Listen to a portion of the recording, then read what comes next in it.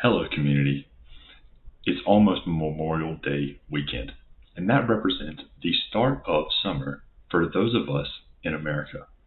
Now, that may mean that you have big trips planned, or if you're anything like me, you just want to be outside in the sunshine. But either way, you've got to have a plan in place.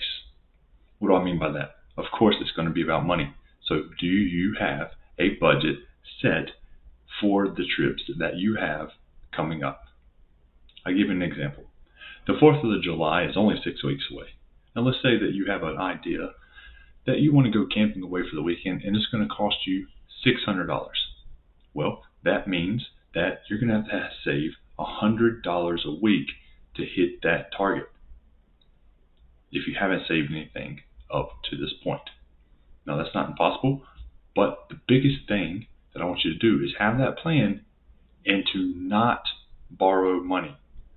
So many people put this on their credit card.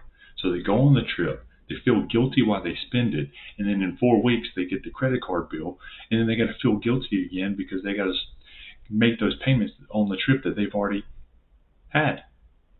If you plan for it, if you save up now for a $600 trip, I promise you the trip will be smoother. You'll have more fun, and after that, you don't have to deal with a credit card bill. It's a win-win-win, all for you, and this is why we're here.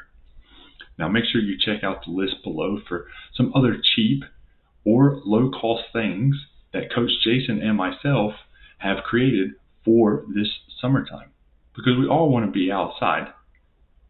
So make sure that it doesn't break the bank and bust your budget. Have a beautiful day.